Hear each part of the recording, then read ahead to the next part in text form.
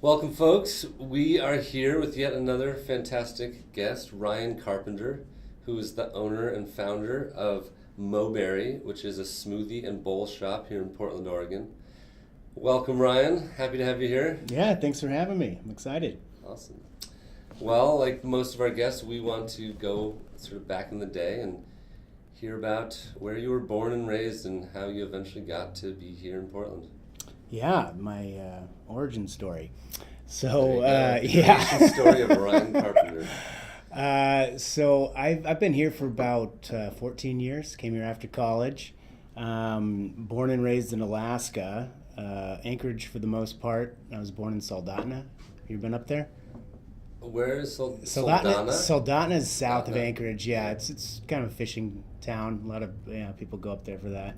Just small. Small, yeah, real small. But I was only there until about first grade, and then moved up to the big city, Anchorage, and graduated from high school there. So I always forget that about you. That's pretty unique, especially to us lower 48ers. The lower 48ers, the continental U.S., yeah. Do you have a disdain? Did you have a disdain growing up for the lower 48ers? Oh, no. I dreamed of making it to the lower 48. That was the thing. We went to Texas every summer when I was a kid, and that was just, something I look forward to all the time because it was something that was represented in movies and not just Texas, but just things that the lower 48 had, like crickets chirping, like things that just happened to be in things I was watching. Do you not have crickets in Alaska? I don't think so. I don't remember having like There's noises no at night. memories. We just had moose and all that stuff. That was a different thing. So the town you were at in your younger childhood years, Mm-hmm. it's a pretty seasonal population shift with The fisher tourists would tourism? come in and leave, in the wintertime. But I don't remember too much about that when I was a little kid. I just remember having fun. It was a real, all you could do was just run around outside. I mean, every yard had this extensive kind of backcountry attached to it, so it was a pretty fun upbringing. Anchorage was too. Anchorage has a lot of good stuff at its disposal. A lot of good hiking and trails just right outside of town, even in town. But yeah, like I said, I was excited to get out, so much so that when I graduated from high school, I studied abroad and went to Ecuador for a year, and was in Quito for about a year. Just switching up from a cold environment Oh, to yeah. equatorial. I was excited about every aspect of getting out of Alaska. I mean, Anchorage isn't a small town, but it just feels very isolated. It has this kind of island feel, even though it's not. Island in the wilderness. Yeah, and it's just accessing other states, and you have to fly to get anywhere, and there's something really cool about that, but when you grow up in it, you know how it is, but you just kind of want something other than what you've been exposed to forever. And Ecuador was a really eye-opening experience for sure, and that kind of set the tone for the years after that.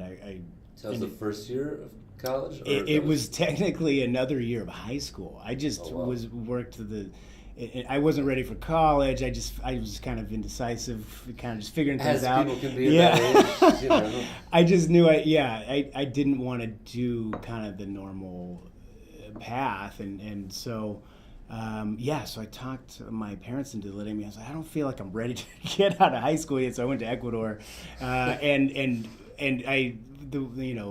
the way to kind of justify that was to learn Spanish and get the cultural experience, and it accomplished that, which is great because I ended up getting a Spanish degree, an international relations degree, and a history degree in college, and all those were due to just me being able to speak Spanish fairly well, and just studied abroad again in Spain in college, and it was great. It was good. Really good experience after Alaska. That sounds like a cultural shift a little bit? Yeah, cultural shift, but Are there many much needed. Spanish-speaking folk in Alaska? No, I don't remember that at all. I did take Spanish in junior high, having no idea that I was going to, travel with it. But you speak Spanish today? You still no, and I don't think I was really good back then, to be honest. I was just confident enough, blindly confident enough to carry on what I thought was a good two-way conversation with a cab driver, and that's pretty good. Yeah, it does, and yeah, I had fun with it, and I think there's people that probably speak a lot better that just kind of don't use it, but yeah, I was just in Spain last month actually on a climbing trip a couple months ago, and came in handy there again. See, you gotta. There you go. It all circles back. So where was college? Where did you get those degrees? Oh, now you'd be really impressed. It was Idaho, University of Idaho in Moscow. Yeah. University of Idaho, what? Moscow. Moscow. They're really big about the Moscow versus Moscow. We're not Russia. Yeah, we're not Russia. But yeah, I love Idaho. Was great. It was a great gateway from Alaska to the lower 48, It was, yeah. It was, still a little bit remote. It's pretty rural, but it's still connected, yeah. So that's what sort of drew you to it? It was, because is Moscow I'll be a honest, pretty small town? I was pretty excited to, again, once I came back from Ecuador, I needed to get out again, and the only two schools that would accept a transfer student, because I went to a semester up in Alaska, was Reno, Nevada, and Moscow, Idaho. And I looked at the two brochures, and Moscow just looks really good in the fall, and they take all those pictures in the fall for those brochures. And I was just when you're getting to campus, right? Yeah, so yeah. Sense. And I'd never gone to either of those cities. But it was really just kind of a roll of the dice, and between the two options, Moscow seemed like a good fit, Yeah. You mentioned climbing. When did you start climbing? Was that back in Alaska, or when you came south? A little bit in Alaska, not nearly as much as I should have, right? There's so much good mountaineering up there. Although I do more sport climbing now, but I got into it initially in Alaska. Just a couple, I took a class that year in college, just a climbing class, and it's back in Alaska, like during high school. It was for a semester in college. I just did one semester up there, and I took a climbing class, and it took a regular climbing class and then an ice climbing class, something that I don't think a lot of colleges don't offer. So that was one advantage to going to school up there. So climbing.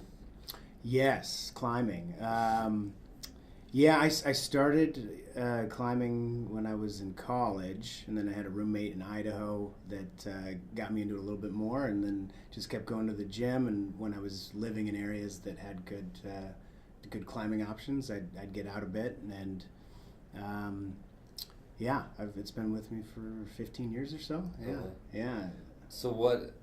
Because I was a climber from a young age, and so I know what sort of initially drew me to the sport, but what do you think made you fall in love with it? Honestly, I think obviously it takes you to some really cool places, and getting up high for views is a great thing, but I think I was just naturally pretty good at it, like comparatively to football or soccer or other sports that I'd tried, and we like things that we're good at, so I was able to kind of get up to a point that I was good enough at to have fun with it. So felt confident. Yeah, a little confidence, and just an excuse to be active. I think working out is not very much fun, so climbing is, so it's nice to have something to keep you in shape. You mentioned the majors, the degrees you got, history, Spanish, correct? Yes, yeah. So there's sort of the obvious question now that you're the owner and founder of a bowl and smoothie shop, very successful one here in Portland, and now has 3 locations, right? Yes, we're at 3, and we'll be opening our 4th here in a month. Yeah, over in Hawthorne. Sweet, congratulations. Yeah, thanks. Yeah. So it's been awesome to see you grow, of course. And you know, some of your claims to fame is you were on the Shark Tank show, which is sort of a funny thing, and I'm sure it was an interesting experience for you. So we want to hear about all that stuff. But how do you? What happened between college and you gaining fame for starting initially a bike-powered smoothie shop? Well, I think I owe a lot of it to just not knowing what I wanted to do. You put one of the best things ever, right? You put off getting a real job long enough, you don't really have many options, you know. And through my 20s, I traveled quite a bit. I was a tour guide for a company called Trek America, where I'd pick up a 10-passenger van full of folks at a hotel in LA, and then I'd drive them to New York over 4 weeks or so, and we'd camp along the way. And Really? Yeah. And you and how many folks? Well, I was the only tour guide. That's the thing. This was a pretty low budget one, so it was just me, and I would kind of organize all the cooking and the hiking and it's a very intimate trip. It is. It's basically like a paid road trip, and you know, it's a roll of the dice as far as your passengers, because they got to be they're essentially your best friends here for 4 weeks, or I mean, hopefully your best friends. Was that a single, like a group of friends who are all one group, or was that a mishmash of? It's a total mishmash. If you're lucky, it's all one group of friends. More often than not, though, it's a bunch of single individuals from all over the world. You'd have a group of, Korean folks, some Germans, a couple Australians, and people from anywhere. That is amazing. Yeah, it was pretty Wow. unique for sure.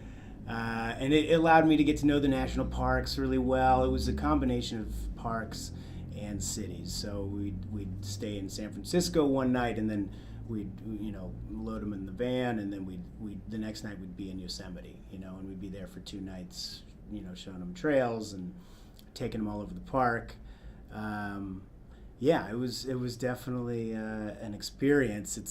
It was good for. I mean, there's no way I could do it now. It just was exhausting. It was a really, really fun. But it just, a lot of driving, you're driving for So you're the sole big driver. country. Yeah, you're the sole driver, and you're kind of trying to think of ways to entertain them along the way and tell them jokes and stuff. Play music? Yeah, Is there fights about what style of music? Trying to get everybody on the same page when it comes to music is tricky. So I'd usually put on what I wanted and tell them it was the American experience. It was part of the tour. Wow. Yeah. And were there? I would imagine there would be some language barriers. There were, to overcome. For sure. Yeah, I remember. Yeah, a lot of things. That would come up, and I'd have to beat let's meet in the lobby at 6:45, and like hard stuff, like just be there 6:45, and then I remember 2 Korean girls didn't show up, and I go up, and then I knock on their door around 7, and kind of like, where are you guys at? And they come out, and they're in their pajamas brushing their teeth, and they're like, I thought you said bedtime was at 6:45. Like they just don't. There's just this, but easy to overcome that stuff. You just learn, and but yeah, that job was great. A lot of fun adventures there. I went to Mexico with that job to learn how to be a tour guide down there. It just ended up learning, so we just drove around the whole country, and I didn't end up tour guiding down there, but it was a really good experience. How long did you work doing this? This is about 3 years, and it was seasonal, so every winter you'd have to go find something else. And so during that time, I went and worked in Saipan. You know where that is? It's near Taiwan. I used to say I did and I didn't. It sounds really. familiar, but anyways, now I know it's near Guam, and it's in the Northern Mariana Islands, and it's a U.S. Commonwealth. But anyways, it's an island, and it's basically like Hawaii for Koreans and Japanese, and so they go over there and do vacations. And I worked as that was called a club mate, and so I would do lifeguarding, I would do water aerobics classes, I would do just patrol the lazy river. It was like a water park hotel type situation. You ever see Dirty Dancing? Yes. It's like we were kind of there to entertain the guests, but with a little less dancing, you know. So you're like Patrick Swayze. I wish, but no, it was more like the I don't know, his buddy that didn't get quite as much airtime. But yeah, it was good. It was a fun experience. Forced me to do a lot of random things. Yeah. I saw amongst your past places you've worked, Lego was on that list. And that sparked my curiosity and made me really want to ask about that. So, what were you doing for Lego? What brought you there? I was an MC and a manager for tours for them. So, have you ever been to a Lego convention by chance? I haven't, and I considered myself a Lego maniac as a child. I loved Legos, but have not been to a convention. No, they don't go everywhere. So I was hosting these Lego competitions, building competitions for kids. So when a convention would come to town or go to another town, I would fly in and then host every couple of hours these building competitions where kids would get into groups and then they'd build like a bridge or a tower, and I would try to make it exciting and announce a winner and do that kind of stuff. I gotta say, you're sort of blowing my mind. This is like the coolest. That was a fun job. I'm not gonna lie. Job I've ever heard. It was weird, and I fell into that. I never wanted to be like a hype.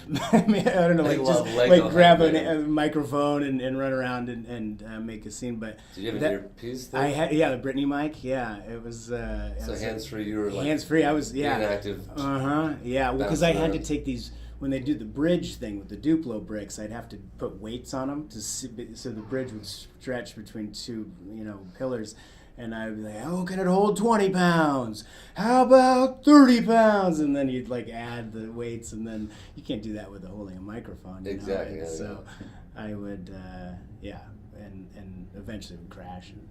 And, so were there audiences, of course? Yeah, when I was lucky, I get a pretty decent sized audience. That's part of the job, is to kind of bring it, get people, excited about it, care about the outcome, and it was good. It was good practice for even things like this, or communicating. I could go on the news, with Moberry sometimes, and I don't think it would have been nearly as ready for that kind of stuff if I hadn't had this experience with Lego. And and with Lego too, I would do media spots and go on and talk about the Lego tour coming through town, and I ended up getting that job just because they had to fire the guy that had it before me. I was the manager, and I just had to fill in the spot, and that was it. Yeah, and I just fell into this role. How had you gotten hooked up with Lego in the first place? I was doing marketing for a lot of different companies. One-offs, like experiential marketing, which is the glorified term for handing free product out. And Lego had a thing like that available, and I started with that. I just got on a tour where they were traveling around and introducing a new product to people, and then I ended up being the manager and working my way up there for about 3 years with Lego. And so your charisma helped rise you through the ranks. I ended up developing charisma, I think, short term for that job, and I think I was able to connect with the kids. It was I don't know. It was fun. I enjoy Legos much like you do. It's a really easy product to get behind and get pumped up about. not to mention the travel aspect. I was still really excited about getting to know the country and, traveling around, putting on these shows. That was cool. Yeah. Where were you based during this time? Portland. So by that time, I'd come back. I've been based out of Portland since 2003, meaning my stuff was in a storage unit, and I'd come back and sleep on friends' couches and all that. What was the initial Portland connection? How did you start the PDX relationship? I needed a place to go after college. It wasn't really like, Portland is like this beacon of cool and an opportunity. It ended up being a really great place for me, but initially I had a girlfriend in Salem, and I stayed with her for a little while, and she went back to school, and I was close to Portland, and I had a friend up here who had a couch, and I so that was the came initial. Up here. The Salem girlfriend was the initial. It was the initial. Yep. And right. And then I just stayed here. Was on a friend's couch for a bit, and got a job at the REI in the Pearl District and Red Bull. And so working with Red Bull. With Red Bull, handing out Red Bulls, and I was driving around in a little Mini Cooper. Really, with the Red Bull can on top. With the Red Bull can on top. They don't hire guys to do that anymore, but I was about to say, when were you about Red Bull girls or women? I was one of the last. Yeah. I don't know if that's why, but yeah, I was. It was fun. It was a great job. It allowed me to get to know the city really well. Driving around, looking for PINOs. It's an acronym for People in Need of Energy. And you'd hand out Red Bulls, and and then I moved on to Trek America and all that stuff. But sorry. So Trek America was after. It was after that, yeah. So I came to REI Portland. and Red Bull was the initial job getting here, and then Trek America was after that. Yeah, exactly. Right. What was after the Trek America years? That's when I started getting a little bit more into marketing and got the job with Lego and building my experience as a tour manager and an MC and stuff like that. And I had in the back of my mind, I was looking for a business to start, and I've always. Well, maybe not always. I think after I was 25 or so, I was like, man, I think my way out of this into something potentially successful and fun that would last longer than these short-term jobs I've been having is something I make for myself. And so it was during the Lego years that I really started to keep my eyes peeled for some sort of business idea. Did you feel naturally inclined towards business? Like, what were your parents business owners? No. Any history of entrepreneurship in your bloodstreams? Not really, no. And I wasn't even that kid, that was hustling for lemonade money and stuff like that. It was all around. I was not, you hear all these great stories of people that just had this bug at a very young age. But a lot of that comes from wanting to kind of make money around it and all this stuff. And I'm not anti-money by any means. It's just that didn't occur to me. Like, I needed to do that, hustle like that to make a living for myself. I was just trying to keep my lifestyle going in a way that it allowed me to be creative and just kind of flexible and. And your lifestyle being, you were a climber, you like to take trips, you like to have fun. And not be locked in. You didn't want a traditional... I didn't want a traditional life. 9 to 5. Yeah, and a job is a big part of life, and I just didn't want the traditional setting where I had to go into an air-conditioned spot and just kind of like hang out and just be anywhere for a specific period of time in a day. I don't know. I tried it a couple times, kind of. So you did try it? No, I don't know. I had to go to meetings and stuff for Lego, but I never had a 9 to 5. I don't think. Indoors, I just never was into it, and I had all these other options. Did you feel conflicted ever? Like there was expectations, societal or either familial that. Well, I mean, my mom would send me every time she saw Oprah had talked to the Zappos guy. You should go work at Zappos, I hear looking at X-rays is a really big industry. You should be an X-ray tech. Moms, they hear about jobs and they tell you about them because that just then says, oh, you don't have it. But I had all these. In my mind, I was leading a great life. I had all these great jobs. I was working for Lego and tour guiding and just stuff that I thought was really cool and fun and giving me good experiences and paying me enough. But I wasn't looking for the same things that a lot of my friends were looking for in work, and I don't know why or I don't know where that came from exactly. My brothers are doctors, two of them in the Denver area, and my family, I think we got enough traditional success there, and then I can go other avenues. I mean, it honestly freed me up a little bit for my parents' sake. They don't have to, I feel like it's, if they had a bunch of random kids like me, running around, they got to worry about well into their 30s or 20s, and I just feel like I can sympathize with that a little bit.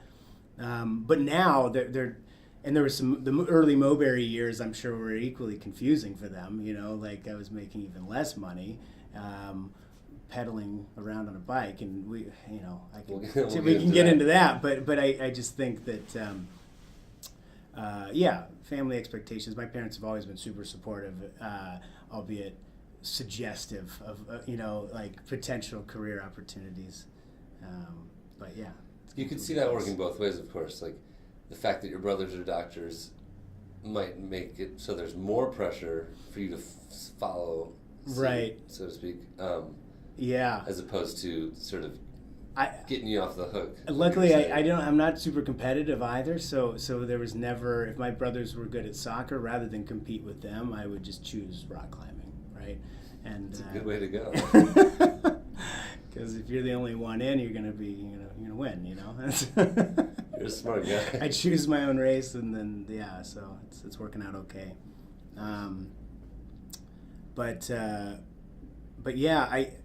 Lego was a great experience, and it allowed me to be flexible with my schedule to start a business.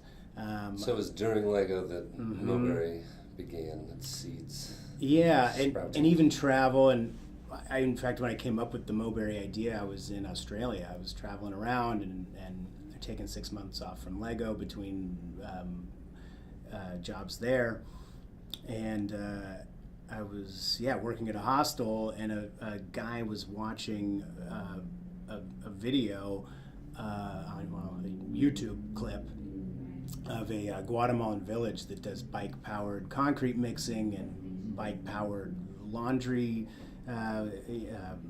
type stuff, and I watched the clip, and I remember I was like, that is a really cool idea, and just kind of didn't think too much about it in the moment, but it's kind of stuck with me, and that was the kind of the first kind of start to the Moberry concept, which was a bike-powered smoothie bar.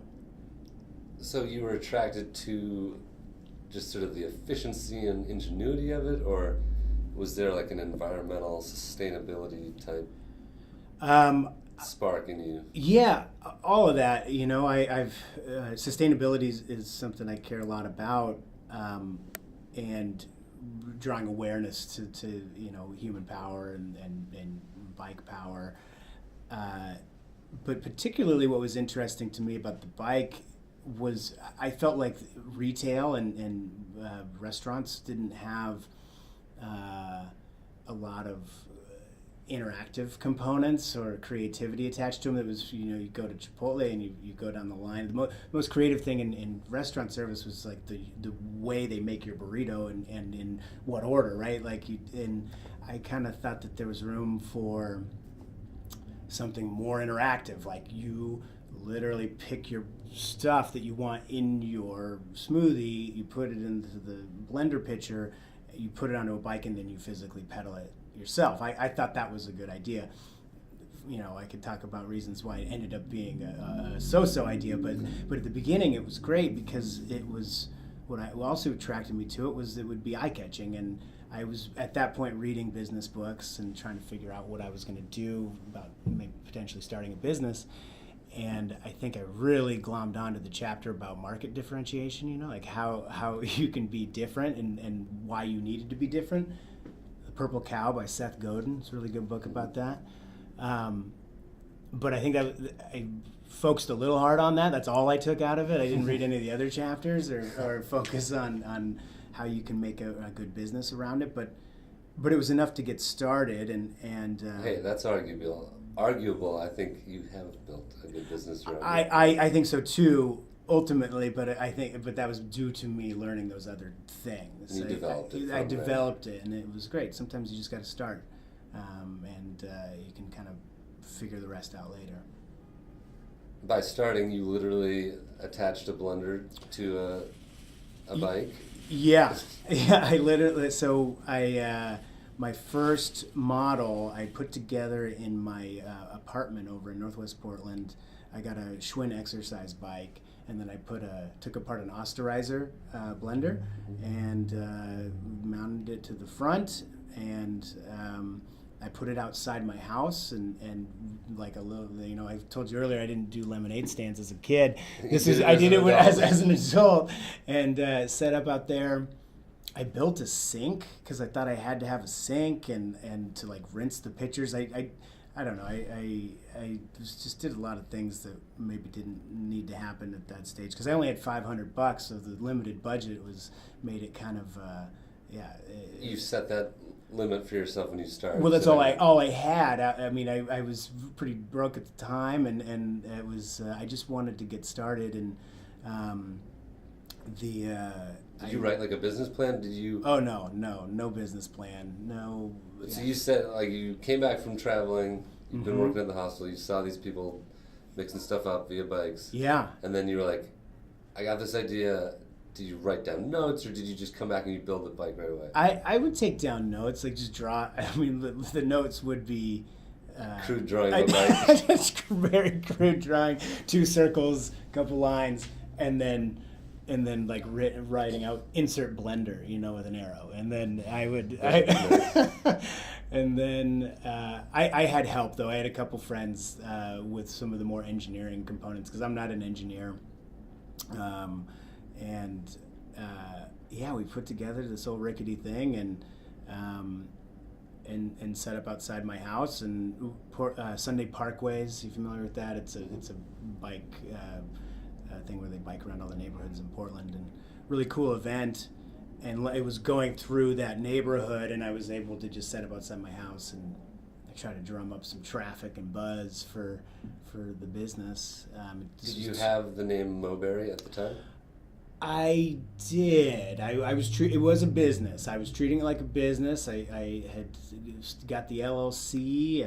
So by the time this was out in front of your house, you had your registered business. I was ready because those are the other things that I wanted to practice or figure out was how do you make the business part and how do you, you know, I must have been on, you know, I didn't do a ton of planning, but I was trying to be, you know, create legitimate. Something. Yeah, legitimate, yeah.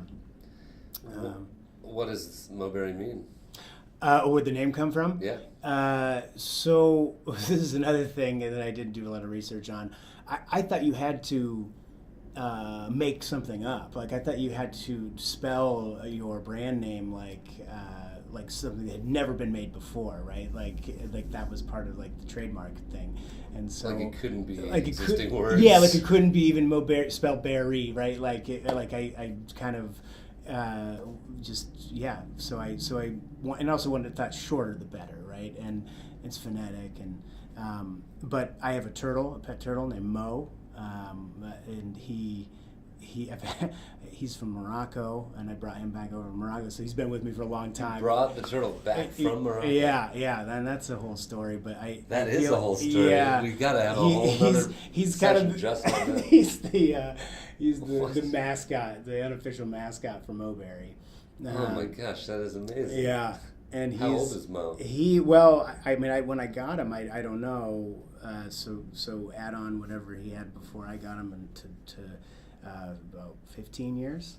Is he still living? Oh yeah, he's doing great. Yeah, Nice. yeah. I just saw him this morning. And, yeah, yeah. Oh, Mo, that's amazing. So he's kind of the namesake, but also. So is Mo's name plus Barry? Plus Barry, yeah. But there's other factors. It's like mobility, more berries. Like there's way to there's other factors that made me decide on that name. Funny thing is, with the changed spelling, I literally never even made the Barry. Oh yeah, and that's good because I don't want it to. In my mind, it's more than berries, right? Like it's not. I don't want it to be too much on the fruit and the berries stuff. We do a lot of green stuff, and it's a health focused cafe. So, but it started as just a bike powered smoothie shop or bike powered smoothie operation outside my house because we weren't a shop until well after that. So fast forward now, you have 3 open stores and 1 coming soon. Yeah. How many years have passed between having that in front of your house to all these amazing locations? It's 8, I think. It'll be 8 this year, and it's been a weird. It's been a long trip because we did a lot of different things. Like I said, I didn't do a lot of research prior to starting, so I learned on the fly. But we had food carts for a long time. We've set up in the airport for a while. We've done pop-ups at different bike shops. We've tried so many things and done so many events. And I always thought that the company would operate outside of the norm of storefronts, and it just and for the time that we were doing those other things, I think it made sense. It was definitely cheaper, but man, it is a lot easier once these stores get running to run those than to pivot every 6 months when your food cart has issues, or they're developing a property that it's on, or any number of things. So it's funny in a way. This is sort of like having these brick and mortar stores is the permanence that you've always avoided. Trust me. I see but that's also the commitment is.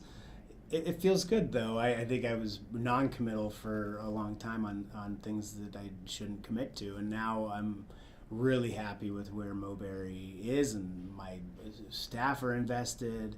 I'm invested, and I couldn't be happier about it, and doubling down on it and signing leases. Those are all good things. Sweet. Well, again, congratulations. That's pretty amazing. We don't have to talk about this too much, as I'm sure you've talked about it many times over the past years since this went down. But you were on Shark Tank. Oh, yes. Yeah. Which is a big network reality show, crazy, tons of viewers. I'm sure you have some numbers on how many people watch your how many eyes you were in front of. But I tried not to think about it, but yeah, it was a lot. So it seems to me like it must have been a pretty crazy experience. I've definitely never been on a show like that, so it's like, whoa, that must have been crazy. Yeah. What was that like? It's easy to say now. It was super fun. It was fun, rewarding, and I got a lot out of it. And it's true, but leading up to it, it was a stressful situation. Preparing and all those things we talked about earlier that I hadn't researched business-wise. Learning about the numbers and getting that business plan together. I certainly figured that out before going on that show, and if nothing more, Shark Tank. You did figure it out before. Yeah, I had to get that stuff ready, and it was great. It was a really good, and I was doing a Kickstarter campaign around that time, and that's I think what it stemmed from. We did a visual. The thing with Shark Tank is it's really hard to come up with a business that works well on camera and is a viable business, and our product worked really well for that, and I think they got figured that out from our Kickstarter campaign that we were doing, because it was just a cute little video. Basically the TV people thought this works. We can get people on the bikes. Like I saw the clip of the folks on the show actually blending their own smoothies on bike on camera. Exactly. Yeah. And because otherwise it's boring if you're just like, this app does this, trust me, you know, and then they just, you know, talk about that for a long time. It's much better to get Mark Cuban on a bike pedaling a smoothie and drinking it out of the pitcher, you know, and it was great. And I got what I wanted out of it, which was Moberry to get some airtime and as a result some credibility and people to get you know, just want to come try us out, and it did a good job for that. It just was interesting. I think all those people that watched it, I think, were excited about the bike thing, but not necessarily intrigued enough to do it. You know, we saw a little bit of a spike, but in the end, there was a disconnect between the people that cared about the bike and the people that were actually going to be our customers, and so we tried to kind of over the years bridge those two. Did you just apply to be on this show? This just came into your head? I want to be on national television to get my brand out there? Well, I'd actually never seen the show until somebody in a business class I was taking at Mercy Corps Northwest said that they got a call back from the show Shark Tank, and I was like, Shark Tank? What's that? And I did a little research and then saw what she was doing, and I was like, oh, she got a call back on this show? I was like, well, I should reach out and see, you know, how that goes. And I sent him an email with a link to the Kickstarter campaign, and then I got a call back that week, and then it just started to go from there, just a series of interviews and callbacks, and then you start doing these, you get producers to help you fine-tune your pitch and figure out what you're going to ask for, and producers from the show. From the show, helping you to we'd have these be your best presentable self. And presentable for them. They want you to be pretty goofy, pretty yourself, but exaggerated. You know, times 10. You know, because you got to be TV so ready. They're just trying to caricaturize everything to an extent. For sure. And by the end, I mean, I knew what my role was in this whole operation. Like I was going to be kind of this aloof Portlander. With this, you know, altruistic, like just kind of like naive about the business side of things, and just wanted to peddle smoothies and have a good time, you know, and that was great at the time. That was pretty spot on, but I did want to create a business from it, and so you were willing to play the role, just to and it wasn't. I say play the role, but I was still I was interested in potentially getting a deal with these guys. Potentially, but I think all in all, it worked out better without it. I mean, back when I'd done that, we had one food cart, $70,000 in sales, and it was just a very different place. And I don't know what it would look like if I'd done a deal with Kevin O'Leary or whatever, you know. So you didn't get funded? We did not get funded, no. And you asked for $50,000. Yeah, well, I don't even remember what I think it was around there, maybe for 15% or something, and even just that for 15%. Yeah, and it seems crazy now, but yeah. I don't know if I want a partner anyways. I just think that it just sounds complicated, and maybe it's not, but I'm still the sole owner, and it feels really freeing to just kind of operate independently like that. Do you feel like Moberry's success in growing over the years, despite not getting funded on Shark Tank, was due to something unique about Portland? Like it was just this perfect place for this thing to grow and develop? Or like, could you ever have imagined doing it in another place? Like, do you think Portland is extra fertile for sort of small creative business types like yourself? I do. I especially I think it did. I don't know if it's changed dramatically. I think the culture still supports it, but it was cheaper back then too, which was helpful. You know, I could afford to start something, and officially Moberry. What's the date of inception? March 2011. Okay. Yeah, and it was.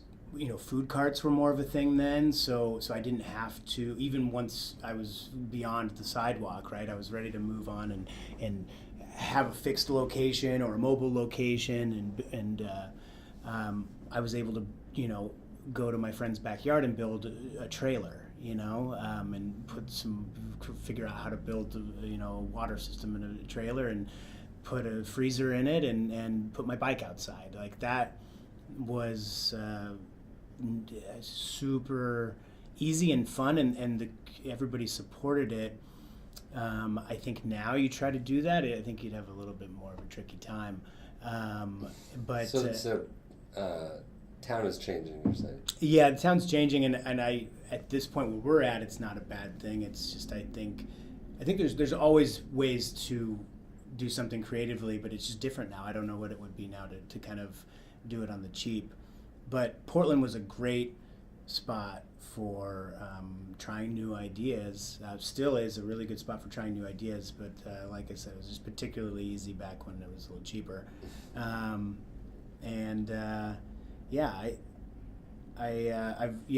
We've had to adapt though a lot over the years as the town has changed. And I don't know what amount of that is due to just us growing up or the town changing, but like I said, we're in more traditional, cafes now. I think there's less opportunities for those small kind of weird spaces that we once, thrived in, Yeah, everything's a little more formal. Ramshackle. Yeah, but you still get those spots, which is great, and we're open to doing more stuff like that too. And events are still a big deal. I think a lot of towns don't think to bring in a bike-powered smoothie shop, for a catering event, in a random Tuesday, in May. But here they do. But here they do. Like they reach out. So you still take the actual bike-powered smoothie blender out to spots. We've got three of them, maybe four of them. That people can, we give them to nonprofits for events. The schools will use them sometimes. We'll do big catering events for Nike or whoever, and they love the bikes. We also very nice to know that the bikes are still still going. And each location has a bike-powered charging station, so you can come in and charge your iPhone with a bike. So you pedal and it charges this battery, and it's still very much a part of the brand and the experience, but we just don't expect every customer to come in and sweat out a smoothie, after they've already come from a workout or something, Yeah. Good thought. So how does it feel to have these people under you that are looking up to you and relying on you, and you're providing a job for them? It's a different thing than just being you're lonesome on a bike out front. Oh yeah, and I mean, it's the best part of the job. It really is. It's the part that always changes, and it's the most obvious point of growth for me. Like when we get the team together, and when you start with one or two people, it's like these are employees, and it just feels like you're still like faking it, But then when you have 30 of them, you're like, wow, this seems kind of real. Is that how many you have now? Mm-hmm. Wow. Yeah, and it's great, and putting managers in place and them having people like that. That stuff has been really rewarding, and I just think that it's the most fun part. And I've had some staff that have been with me for 5 years now. I've seen a lot of growth, and it's been fun. And we'll have, when we open a new location, it's just tricky. You don't want to. I just don't know what it'll look like as we grow, and maintaining the culture and the fun around it, and but being professional, it's a big part of it. So that leads right into the question sort of about just balance, work-life balance. I know owning a business like you do is incredibly consuming when you're at the helm. So how do you? It sounds like you still manage to get out and go on some climbing trips and stuff, but do you struggle with work-life balance or shutting the business mind off? I think a lot of business owners will tell you that they do. I do have a hard time shutting it off, but that's not a bad thing necessarily.